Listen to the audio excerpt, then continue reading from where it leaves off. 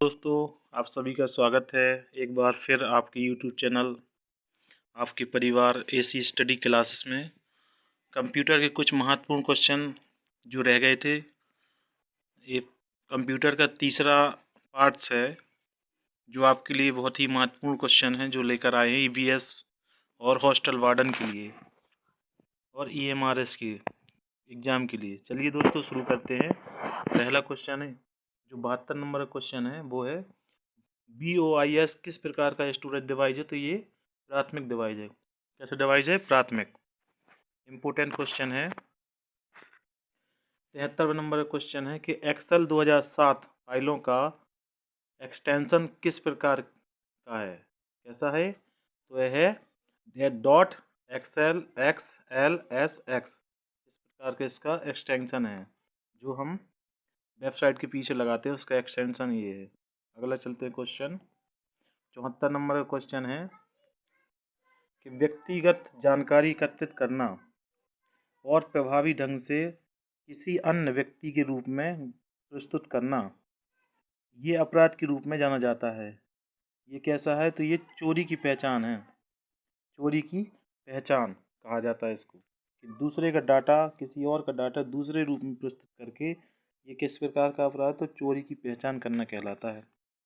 अगला है 75 नंबर का क्वेश्चन है, किसी दस्तावेज में पाठ की पंक्ति, किसी दस्तावेज डाटा में पाठ की पंक्तियों के बीच ऊर्ध्वाधर स्थान की मात्रा को कहा जाता है तो पंक्ति रिक्त कहते हैं, जिसे हम खाली स्थान या खाली स्थान कहा जाता है। अगला क्वेश्चन है 76 नंबर का, यदि कंप्यूटर में ऑपरेटिंग सिस्टम, अगर कंप्यूटर में ऑपरेटिंग सिस्टम नहीं है तो वह कंप्यूटर बूट नहीं हो सकता। क्या नहीं हो सकता? बूट मतलब स्टार्ट नहीं हो सकता या चालू नहीं हो सकता। पहले भी आपको पढ़ा चुके हैं कि कंप्यूटर को स्टार्ट करने या कंप्यूटर को स्टार्ट करने की जो प्रक्रिया होती है उसको बूटिंग कहते हैं। क्या कहते हैं? बूटिंग। ओके दोस्तों, अगर हमारे कंप्यूटर में ऑपरेटिंग सिस्टम नहीं होगा तो उसमें वो हमारा कंप्यूटर क्या नहीं होगा? बूट नहीं होगा, अर्थात चालू नहीं होगा। आगे चलते हैं दोस्तों। अगला क्वेश्चन है 77 नंबर का, प्रोगैमेड चिप का दूसरा नाम है, प्रोगैमेड का दूसरा चिप का नाम दूसरा नाम है तो क्या है?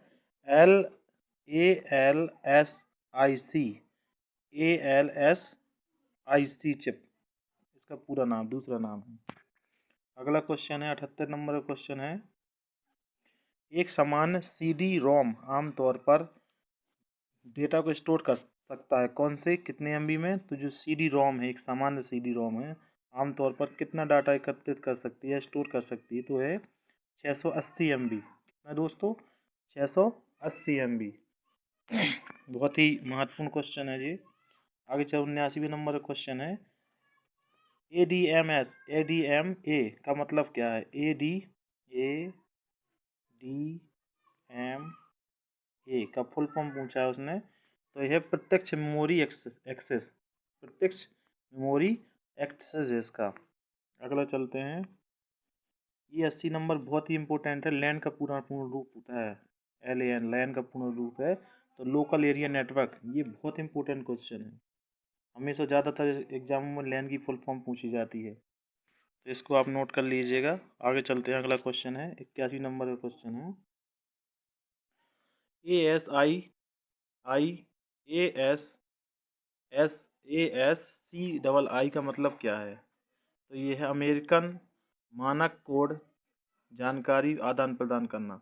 ये जो है अमेरिका का मानक कोड है जिसके माध्यम से क्या जानकारी आदान प्रदान होती है। दोस्तों ये बहुत ही इंपॉर्टेंट क्वेश्चन है। ASCII ये मानक कोड है कहाँ का? तो ये अमेरिका का है। अगला क्वेश्चन है 82 नंबर का, 82 दूसरी पीढ़ी कंप्यूटर के दौरान विकसित किए थे कब? जो द्वितीय पीढ़ी कंप्यूटर की स्टार्ट हुई थी वो कब हुई थी? तो हुई थी ये 1956 से कहाँ तक? 65 तक चली थी। पहली पीढ़ी कब से कब तक थी? तो 1946 से 1956 रही। कब कहाँ तक रही दोस्तों? 1956 तक। और द्वितीय पीढ़ी कहाँ से कहाँ तक थी? तो 56 से 65 तक रही है। ऐसे अगला क्वेश्चन है 83 नंबर का है, 83 नंबर क्वेश्चन है, कट्टर प्रतिद्वंदी IBM और एप्पल इनको कट्टर प्रतिद्वंदी मानते हैं हम कंप्यूटर में, या कंप्यूटर की इंक ने कब हाथ मिलाने का फैसला किया था? ये दोनों एक हो गए थे। कब हो गए थे ये? एप्पल और IBM 1991 में हो गए थे। अगला क्वेश्चन है 84 नंबर का क्वेश्चन है, किसी प्रकार की मेमोरी स्थिर और गैर वाष्पशील दोनों होती है। तो ये रोम जो है ये हमारी कैसी होती है? दोनों प्रकार की मेमोरी, स्थिर भी होती है और वाष्पशील दोनों होती है ये रोम। क्या होता है फुल फॉर्म? इसका फुल फॉर्म होता है रीड ओनली मेमोरी। क्या होता है दोस्तों? Read only memory. इसका ROM का, रोम का फुल फॉर्म। अगला क्वेश्चन है, अगला क्वेश्चन 85 नंबर का है, सॉफ्टवेयर या हार्डवेयर में त्रुटि को, सॉफ्टवेयर या हार्डवेयर में त्रुटि को क्या कहा जाता है? तो बग कहा जाता है। क्या कहा जाता है? यहीं से ये क्वेश्चन यहीं पे बन जाता है एक तो, कि सॉफ्टवेयर और हार्डवेयर की त्रुटि को कहते हैं बग। क्या कहा जाता है? बग कहा जाता है। इसके लिए वैकल्पिक कंप्यूटर शब्द जाल क्या है? तो इसके लिए तो ये गड़बड़ कहते हैं इसको, गड़बड़ के शब्द के रूप में जाना जाता है। बग तो बहुत पूछा जाता है कि कंप्यूटर हार्डवेयर की त्रुटि को बग कहते हैं।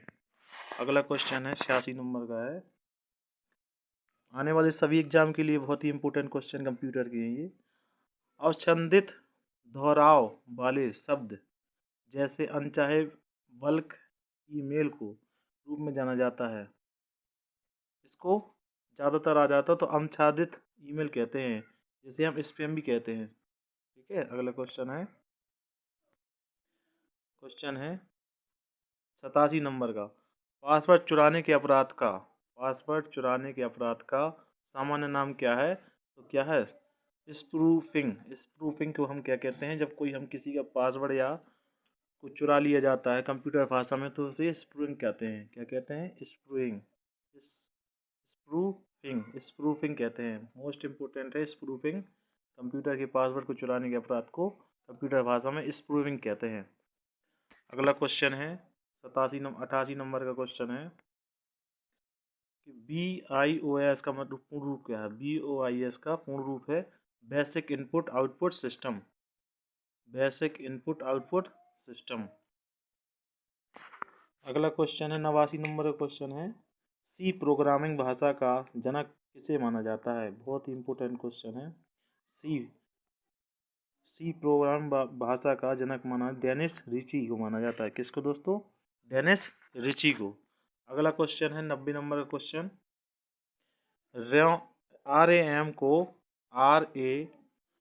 को जिसे रैम कहते हैं को कंप्यूटर के प्रोसेस के लिए माना जाता है तो प्रतीक्षालय माना जाता है इसको। किसका माना जाता है? प्रतीक्षालय, रैम को। अगला क्वेश्चन है 91 नंबर का, कंप्यूटर कई तरीकों से डेटा में फेरबदल कर सकते हैं। इस प्रकार से कंप्यूटर कई तरीकों से डेटा में फेरबदल कर सकते हैं। इसे हेर फेर को कहा जाता है क्या? तो प्रसंस्करण या फॉर्मेटिंग कहते हैं, प्रसंस्करण। अगला क्वेश्चन है 92 नंबर का, जोशी यंत्र के उदाहरण कौन कौन से हैं? जोशी यंत्र के भाई, जोशी यंत्र जो है ये वायरस से संबंधित है। बहुत ही यूनिक क्वेश्चन इसमें जो है, भाषा का बिल्कुल अलग प्रकार से ही इसमें बहुत ही इम्पोर्टेंट भाषा को दर्शाया गया है। क्या कहते हैं? जोशी यंत्र के उदाहरण के रूप में वायरस को जाना जाता है। ऐसे क्वेश्चन बहुत ही इम्पोर्टेंट है जो आपके लिए छाट कर हम लोग लाए हैं। अगला क्वेश्चन है 93 नंबर का क्वेश्चन है, कौन सा दोस्तों? 93 नंबर का क्वेश्चन है, 93 नंबर का क्वेश्चन है, किसी अपराध के कंप्यूटर से हटाई गई क्षतिग्रस्त फाइलों को पुनः प्राप्त करने या पढ़ने के लिए क्षमता नामक नामक कानून प्रवर्तन विशेषता का एक उदाहरण है। तो इसे कहते हैं कंप्यूटर प्रोसेसिंग कहा जाता है। किसी पढ़ी हुई या हटाई गई भाषा को दोबारा प्राप्त करने के लिए इस नाम से जाना जाता है, कंप्यूटिंग और कंप्यूटर फोरेंसिक्स कहते हैं इसको। अगला क्वेश्चन है अगला क्वेश्चन है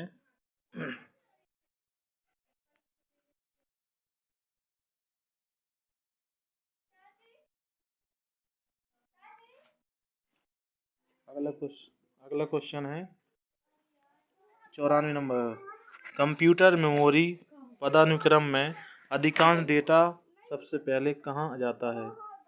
तो ये टक्कर मारना कहते हैं इसको। क्या कहते हैं? टक्कर मारना।